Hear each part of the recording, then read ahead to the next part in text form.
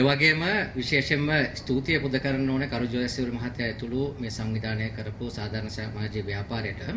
මොකද ලංකාවේ අතුරුදහන් වෙච්ච මැතිවරණයක් ගැන මතක කිරීමක් කරන්න අවස්ථාවක් කරගන්නව මේක. මොකද පළාත් සභා මැතිවරණය 2012, 2013, 2014 ඒ වර්ෂවල තමයි පැවැත්ුනේ. ඒ වගේම පළාත් සභාවල නිල කාලයේ අවසන් වෙලා තියෙන්නේ 2017 සිට 2019 දක්වා. ප්‍රථමයෙන්ම 2017 සැප්තැම්බර් මාස 26 වෙනිදා නිල කාලය අවසන් වෙනවා සබ්‍රගමුව. ඒ වගේම 2017 සැප්තැම්බර් මාස 30 වෙනිදා නිල කාලය අවසන් වෙනා නැගෙනහිර. අවසානයේ බස්නාහිර පළාත් සභාව තමයි 2019 වෙනි අවුරුද්දේ 4 වෙනි මාස 21 වෙනිදා මගේ මතකය හරිනම් නිල කාලය අවසන් වෙන්නේ.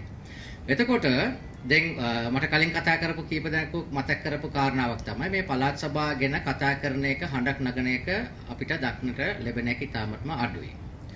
දැන් බලන්න 2015 සිට 2019 දක්වා 2015 පත්වෙච්ච ආණ්ඩුව තමයි 2009 වෙනි අවුරුද්දේ අලුත් ජනාධිපති කෙනෙක් පත් වුණා. ඒ වගේම පාර්ලිමේන්තුවේ ආණ්ඩුව බලයට එන්නේ 2020. එතකොට මේ පළාත් සභා 9ෙන්ම කල් යන්නේ 2017 සිට 2019 නම් ඒ වකට පාර්ලිමේන්තුවේ නියෝජනය කරමු දේශපාලන පක්ෂවලත් වගකීමක් තිබුණා.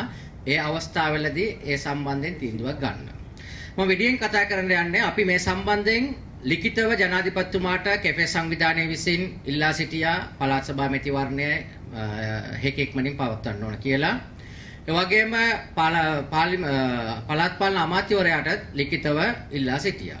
එතකොට දැන් ගොඩක් අය කියන කාරණාවක් තමයි පළාත් සභා මැතිවරණය මේ සීමා නිර්ණය තියෙන සංශෝධනයත් එක්ක තව දීර්ඝ කාලයක් ගත වෙනවා නම් පැරණි ක්‍රමයට මැතිවරණය පවත්වන්න කියලා.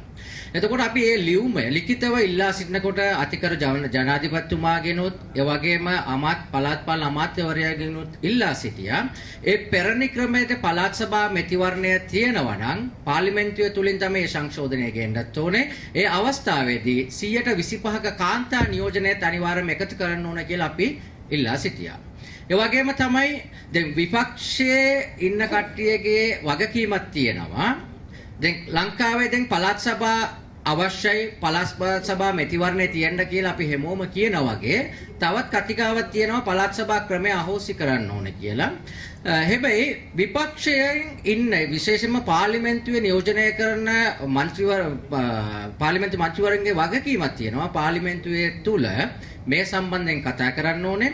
පක්ෂයේ මතය කියන්න විවෘතව ජනතාවට කියන්න. පළාත් සභා ක්‍රමය අවශ්‍යද නැද්ද? නැත්නම් අහෝසි කරන්න ඕනේ. ඒකවත් අඩුම ගානේ මාධ්‍ය සාකච්ඡාවක් තියලා කියන්න. එතකොට මම මෙතන අපි බලාපොරොත්තු වෙනවා අපේ කැෆේ සංවිධාන හරියා ලබන සඳුදා වෙනකොට පාර්ලිමේන්තුවේ නියෝජනය කරන සියලුම දේශපාලන පක්ෂවල ලිඛිතව ඉල්ලා සිටින්න මේ සම්බන්ධයෙන් පාර්ලිමේන්තුව තුල කතා කරන්න කියලා.